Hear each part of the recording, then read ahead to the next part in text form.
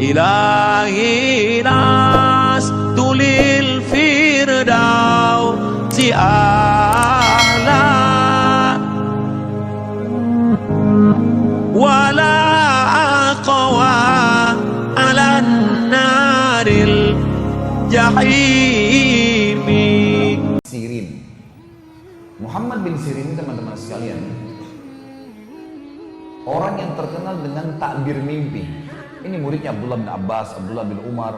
Ini tabi'in yang terkenal dengan ilmu yang sangat luas. Muhammad bin Sirin ini seorang pedagang. Dan teman-teman tentu bisa ambil pelajaran, kalau pedagang bisa ambil pelajaran dari kisah ini. Dia beli kios, kalau kita toko tentunya, di satu pasar di Irak. Karena dia beli toko di situ, maka semua orang banyak yang ikut beli di situ. Karena ada dia. Muhammad bin Sirin ini, kalau kita seperti sekarang Majelis Ulama Indonesia. Ya. Jadi apa yang dia beli, orang semua anggap halal. Orang beli semua.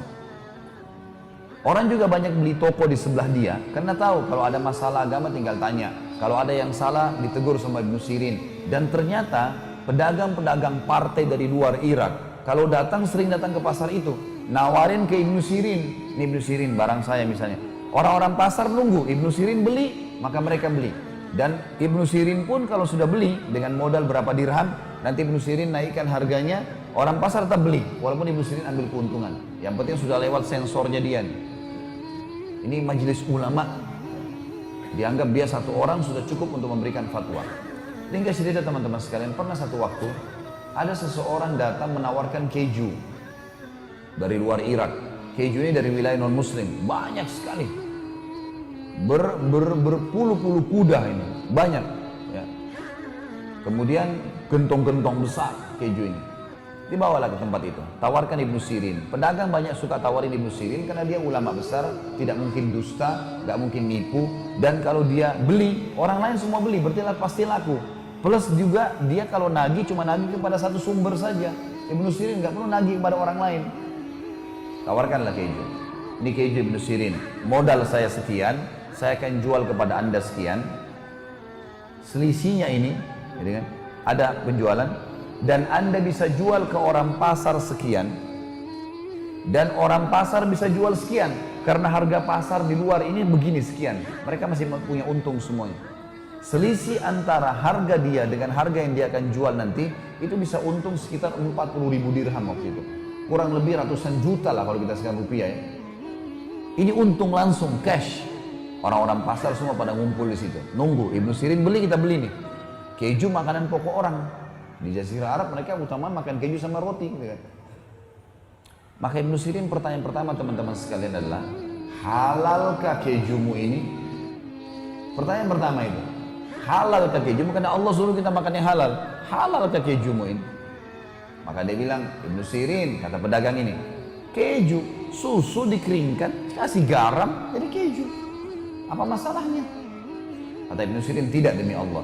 Keju orang-orang non-muslim itu bisa dicampur dengan lemak-lemak hewan yang haram. Babi lah, anjing lah, atau apalah, gak bisa. Kalau kamu sebagai seorang muslim berani bersumpah atas nama Allah menjamin buat saya ini halal, saya pegang perkataanmu dan kau tanggung jawab depan Allah hari kiamat, saya beli semuanya. Kata orang itu, saya nggak berani jamin. Ini sumpah atas nama Allah, lalu dituntut hari kiamat, kan nggak gampang. Kata Ibnu Sirin, demi Allah saya nggak jadi beli. Orang ini lalu pergi, dia keliling di pasar, rupanya ada beberapa pedagang-pedagang yang kurang imannya, beli akhirnya. Besok paginya, ada satu orang masuk ke pasarnya, tokonya Ibnu Sirin, beli barang. 2 dirham, 2 dirham murah sekali ya. Dia beli, sambil beli dia ngambil ngobrol sama Ibnu Sirin. Karena asyiknya ngobrol, tanya masalah hukum segala. Orang ini mau keluar toko lupa bayar. Kata Ibnu Sirin, saudaraku sebentar, barang yang kau ambil belum kamu bayar tuh, 2 dirham. Kata orang ini, saya udah bayar. Seingat dia sudah bayar. Kata Ibnu Sirin, demi Allah kau belum bayar. Dia bilang, demi Allah saya sudah bayar. Ribut nih, gara-gara 2 dirham. Orang-orang pasar teman-teman pada datang semua. Ada apa wahai Ibnu Sirin? Saudara kita ini datang, cerita sama saya, kemudian dia ambil barang di tangannya sekarang, dia belum bayar. 2 dirham. Saya suruh dia bayar, Dia bilang dia sudah bayar. Demi Allah dia belum bayar. Dan dia sumpah demi Allah dia sudah bayar. Ini nggak mungkin. Lalu kata Ibnu Sirin, hai saudaraku, kepada orang yang ambil barang, kembalikan barang itu di tempatnya atau kau bayar 2 dirham. Orang ini karena malu, orang-orang pasar pada datang semua, dibayar 2 dirham, murah sekali ya. Murah ini, dikasihlah. Setelah orang semua pergi, orang itu pergi, orang-orang pasar tanya, wahai Ibnu Sirin, ini saksi bahasan kita. Wahai Ibnu Sirin, kami nggak bisa berpikir, nggak bisa nangkap ini, nggak connect nih. Kemarin Anda menolak 40.000 dirham karena syubhat. Nggak jelas halal atau haram. Anda tinggalkan 40.000 dirham, ratusan juta. Sekarang Anda bersumpah atas nama Allah untuk 2 dirham. Nggak connect, gimana caranya? Berikan kami pemahaman. Kata Ibnu Sirin, iya demi Allah, saya akan bersumpah atas nama Allah atas 2 dirham itu. Karena saya tahu dia belum bayar. Berarti dia akan makan sesuatu yang haram. Dan Allah akan hukum saya karena saya tahu dia belum bayar. Serta dia juga akan dihukum sama Allah karena makan yang haram. Tidak penting keuntungan bagi Ibnu Sirin. 40.000 dirham haram, syubhat. 2 dirham tadi menjadi masalah. Maka harus saya ingatkan. Masalah sederhana ya. Tapi lihat bagaimana orang yang sudah mengenal Tuhannya teman-teman. Dia hati-hati sekali. Kejadian yang kedua, beberapa hari kemudian datang seorang pedagang madu ke tempat Ibnu Sirin. Madu ini teman-teman dibawain satu gentong besar, 250 kilo madu. Dibawa, mungkin berlipat ganda dari besarnya meja ini. Datang tawarin Ibnu Sirin, saya ada madu. Kebetulan Ibnu Sirin waktu itu baru belanja untuk tokonya. Sudah penuh tokonya ini dengan barang-barang. Maka yang terjadi teman-teman sekalian, Ibnu Sirin, orang ini bilang, Ibnu Sirin saya punya madu, belilah. Kata Ibnu Sirin saya nggak ada duit sekarang, cash nggak ada. Toko saya baru penuhin, lihat aja penuh barang-barangnya. Kata orang itu baiklah, jatuh tempo nggak masalah, 3 pekan. Ibnu Sirin baik, jatuh tempo silahkan. Sudah, gentong itu ditaruh teman-teman sekalian di situ. Malam hari, waktu mau tutup toko, seperti biasa kita kalau sudah mau tutup toko, Ibnu Sirin lupa tutup gentong madu itu. Ada tutupnya, dia lupa tutup. Jadi terbuka. Besok pagi dia waktu buka toko, ditemukan ada bangkai tikus. Ada tikus kecil rupanya, masuk ke madu itu, melengket, gak bisa keluar, mati. Di atas madu itu. Gentongnya besar sekali ya, 250 kilo. Tikusnya kecil, mati di situ. Ibnu Sirin teman-teman waktu masuk ke toko, kemudian lihat tikus itu. Kira-kira kalau anda menjadi Ibnu Sirin, apa yang dibuat dengan madu itu? 250 kilo madu gentong besar, tikus kecil mati di atasnya. Yakin dibuang semua? Bagus sekali masyarakat Denpasar, Masya Allah. Saya acungkan jempol tuh. Ibnu Sirin bilang sama pegawainya, angkat nih gentong, bawa ke sungai, alirin di sungai. Bukan dibuang di tempat sampah ya. Ambil, alirin di sungai supaya tidak ada yang pakai madu ini. Dibuang semua. Waktu pegawainya Ibnu Sirin ini gentongnya besar, 8 orang yang angkat. Lewat di pasar, orang pasar semua lihat Ibnu Sirin mau jual madu kemana? Diikuti ternyata ke sungai, dialirin di sungai, dibuang. Orang-orang pasar tanya, Ibnu Sirin, madu mahal, ngapain dibuangin? Nilainya mahal. Kata Ibnu Sirin, tadi saya temukan ada tikus kecil mati di atas gentong. Dalam madu, di atas madu itu. Maka saya buang. Saya tidak mau buang, saya tidak mau menjual menipu muslimin. Maka kata mereka, Ibnu Sirin, tikus mati, tinggal tarik tikusnya, ambil sekilo 2 kilo, buang. Ngapain satu gentong dibuang semua?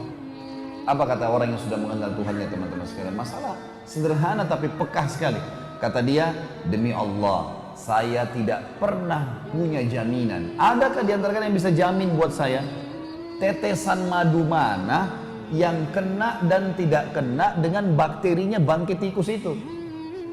Sekarang kalau kayak kalian bilang sekilo 2 kilo saja dibuang, yang tersisa, dari mana saya tahu madu tetesan mana yang tidak kena atau kena? Lalu saya jual kepada muslimin, ternyata ada yang kena bakteri itu. Maka saya dihisap oleh Allah hari kiamat. Demi Allah saya tidak mau jual. Buang semua. Ini luar biasa.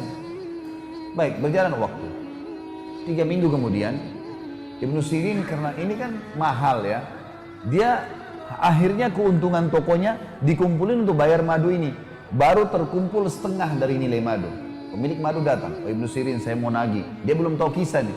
Kata Ibnu Sirin, madumu sebenarnya 3 pekan yang lalu tuh dimasukin tikus, saya buang karena saya takut menipu muslimin.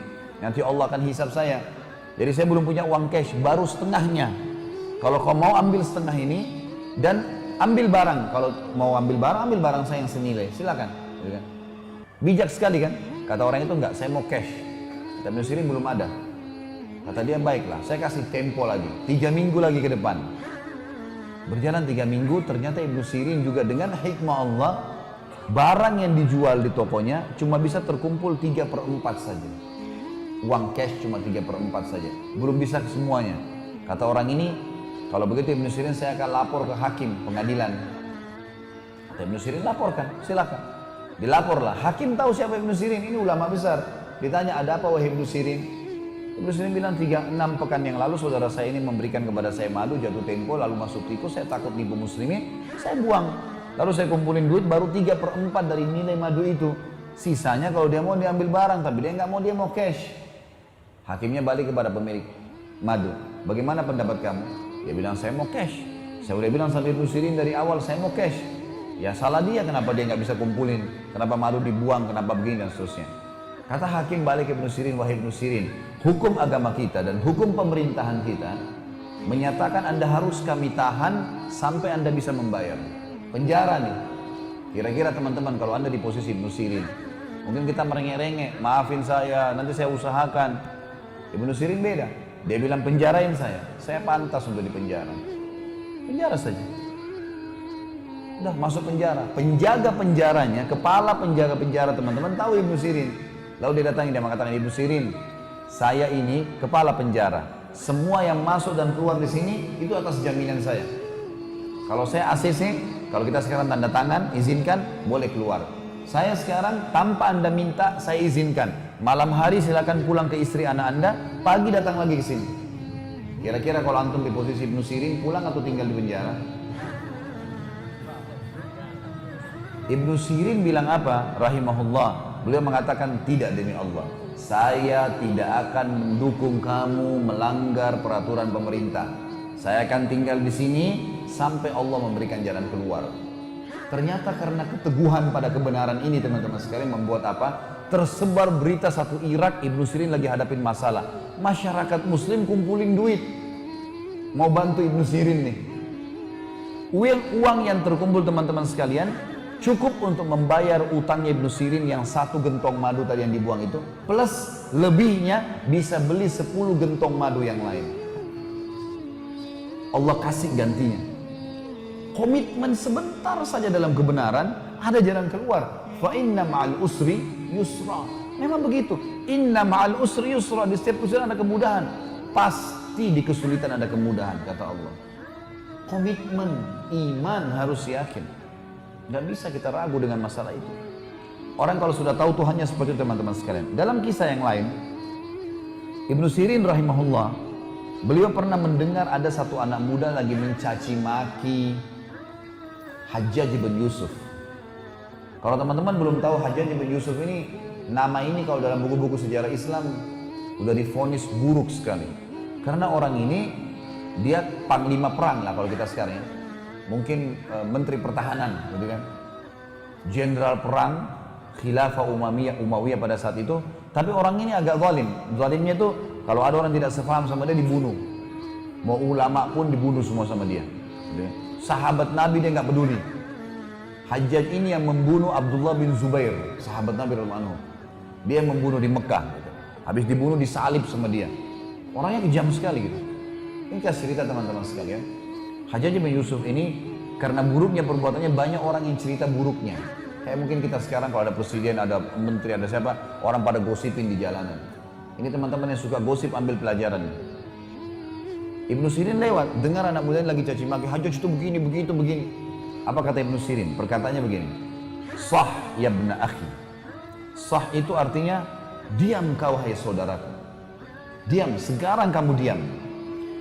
Fa innal Hajjaj aqbala ila rabbih. Sesungguhnya Hajjaj yang sedang kamu ceritain itu sedang menuju ke Tuhannya. Dia sedang menuju kepada kematian.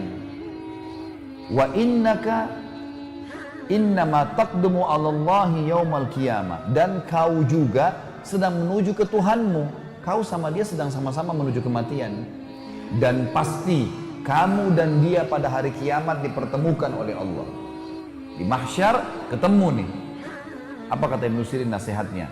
Satajid anna ahkaradz dzam min dzunubika asyarru ala nafsika min a'zam fa'alahu Hajjaj. Pada saat nanti kamu sedang antri ditimbang amalmu dan Hajjaj masih nunggu untuk ditimbang, pada saat kau sedang hadapi timbangan amal itu, Hajjaj lagi nunggu belum ditimbang, kau akan temukan dosa yang paling kecil yang kau lakukan lebih berat di sisi kamu daripada dosa terbesarnya Hajjaj. Faham maksudnya? Jadi kalau kau lagi ditimbang amalmu nanti, dosa kecil pun bisa berbahaya buat kau bisa masuk neraka. Itu pada saat ditimbang amalmu kau lebih takutin daripada dosa terbesarnya Hajjaj. Karena Hajjaj belum ditimbang amalnya. Itu artinya kamu hati-hati. Perbuatanmu sendiri bisa menjerumuskan kamu. Lalu dibilang oleh Ibnu Sirin rahimahullah, "Falikulli imri'in sya'nun yughni." Setiap orang bertanggung jawab terhadap apa yang dia lakukan. Setiap orang akan bertanggung jawab terhadap apa yang dia lakukan. Wa'lam, ketahuilah, kata Ibnu Sirin, annallaha azza wa jalla sayakhtassu minal hajjaji mimman zalamahum wa yakhtassu lil hajjaji mimman yadhlimuna. Dan ketahuilah, pasti Allah akan mengambil dari Hajjaj hak-hak orang yang telah dia zalimi. Hajjaj pernah bunuh orang, pernah caci maki orang, pernah mengambil haknya orang lain. Allah pasti akan ambil hak orang lain dari dia. Pahalanya dikasih ke situ. Tapi jangan lupa, kata Ibnu Sirin, juga Allah akan memberikan kepada Hajjaj hak-haknya dari orang yang menzaliminya. Paham maksudnya? Baik, kalau Hajjaj pernah bunuh orang, pernah ini, urusan dia sama Allah. Kalau kau bisa nasihatin depan matanya, nasihatin depan matanya. Kalau enggak, jangan. Karena kalau kau ceritain dia, kau pun nanti akan diambil pahalamu dikasih ke Hajjaj. Ngapain kamu kasih pahala ke dia? Seperti itulah bahasanya. Lalu kata dia, "Fala tashghilanna nafsaka ba'dal yaumi bisabbi ahad." Mulai sekarang jangan pernah kau sibukkan dirimu untuk mencaci maki orang lain. Ada orang subhanallah begitu ya. Tiap hari cuma tahu kesalahan orang lain. Padahal dia sendiri punya banyak kekurangan. Sibuk dengan keluarganya orang, istrinya orang, suaminya orang, anaknya orang lain, pembantunya, pegawainya, pekerjaannya, pakaiannya orang lain, semua dicari kesalahannya. Ini apa manfaatnya buat dia? Nggak ada sama sekali.